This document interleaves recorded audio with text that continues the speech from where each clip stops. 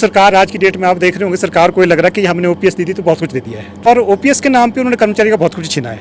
आपने transfer policy में changes कर दी, ज्वाइनिंग टाइम आपने कम कर दिया और इसके ऊपर आपने जो कॉन्ट्रैक्ट एम्प्लॉइज को जो बेनिफिट मिला वो भी आपने विड्रॉ कर दिया। आज हम ये कहना चाहेंगे, हम गवर्नमेंट को सचेत भी करना चाहेंगे, ये जरूरी नहीं है पावर सेक्टर ही है, पर हम जो बाकी सेक्टर के लोग हैं उनमें बहुत ज़्यादा रिजेंटमेंट है। अगर सरकार इस दिशा में आगे बढ़ेगी तो कर्मचारी भी आगे बढ़ेगा। चलिए, हमारे साथ इस समय वर्तमान के कर्मचारी नेता हीरालाल वर्मा भी हैं और लोकेश ठाकुर भी हैं, दोनों से जानेंगे। पिछले दिनों एक सब कमेटी की रिपोर्ट आई थी, किस तरह से देखते हैं आप? पहले तो जो कमेटी कंस्टिट्यूट की गई है उसका मेरे ख्याल में जो ऑब्जेक्टिव है वो था to explore new revenue sources, कि आपने रेवेन्यू सोर्सेज एक्सप्लोर करना है।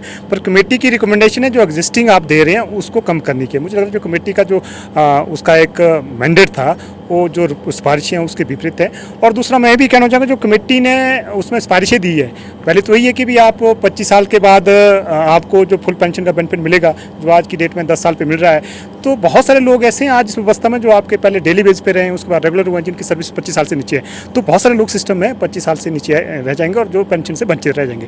दूसरी बात जो कम्यूटेशन की बात है, कम्यूटेशन भी पेंशन का हिस्सा है, उसको आप पेंशन से अलग नहीं कर सकते हैं, क्योंकि आप सीसीएस पेंशन 1972 जब स्टेट में लागू है उसमें डिफाइंड है कि आपने पेंशन देनी तो आपने कम्यूटेशन भी देनी है। तो मुझे लग रहा हो तो लीगल होगा। और ऐसी सिफारिशें दूसरे तौर पर हम कहें तो एंटी एम्प्लॉय भी है, एंटी एम्प्लॉय भी है। और हमारा कहना है आज जो आपने ओपीएस दी है प्रदेश की जनता को, बिजली बोर्ड तो चलो अभी महरूम हो से, लेकिन जो प्रदेश की जनता को दी है तो वो उसका जो सारा जो आपने ओपीएस दी है उसको न्यूट्रलाइज कर देगा। तो मुझे लग रहा है अभी ये जो सिफारिशें हुई है माननीय मुख्यमंत्री से हम कहना चाहेंगे इन सिफारिशों को माना ना जाए और रदर जहाँ ओपीएस नहीं दी है वहाँ ओपीएस भी दी जाए। तो आपको क्या लग रहा है कि ये जो बोर्ड कॉर्पोरेशनों के कर्मचारी हैं ये ओपीएस की सजा भुगत रहे हैं? हाँ, मोटे तौर पे तो मुझे ये भी लग रहा है जो सरकार आज की डेट में आप देख रहे होंगे, सरकार को ये लग रहा है कि हमने ओपीएस दी थी तो बहुत कुछ दे दिया है, जो ऐसा उनके दिमाग पे परसेप्शन है। और ओपीएस के नाम पे उन्होंने कर्मचारी का बहुत कुछ छीना है।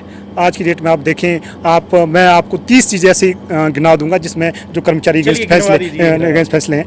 आप सबसे पहले शुरू कीजिए, आपने सबसे पहले तो ट्रेड यूनियन के जो लोग थे उनकी जो एक्टिविटी है उनको कर्टेल करने के लिए क्या बोल दिया कि आप दूसरी बार आएंगे, तीसरी बार नहीं आ सकते, रह सकते। पहला तो यही था। दूसरा आपने क्या कर दिया, जो आपके जो टीएबीएल रूल थे, जो आपके 8 किलोमीटर में पहले हमारे लोग, बहुत सारे लोग जो बिलिंग पे जाते हैं 8 किलोमीटर के बाद उनको टीएबीएल मिलता था, लेकिन आपने 30 कर दिया है ना। लीव इन के जो आपके दूसरे जो स्टडी लीव है वो आपने कम कर दी। आपने ट्रांसफर पॉलिसी में चेंजेस कर दी, ज्वाइनिंग टाइम आपने कम कर दिया और इसके ऊपर आपने जो कॉन्ट्रैक्ट एम्प्लॉइज को जो बेनिफिट मिला वो भी आपने विड्रॉ कर दिया। मतलब ऐसे बहुत सारे फैसले हम कह सकते हैं कि ओपीएस के नाम पर कर्मचारी ने बहुत कुछ खोया है। पर आज हम ये कहना चाहेंगे, हम गवर्नमेंट को सचेत भी करना चाहेंगे, ये जरूरी नहीं है पावर सेक्टर ही है, पर हम जो बाकी सेक्टर के लोग हैं उनमें बहुत ज़्यादा रिजेंटमेंट है। अगर सरकार इस दिशा में आगे बढ़ेगी तो कर्मचारी भी आगे बढ़ेगा, मैं ये कहना चाहूँगा।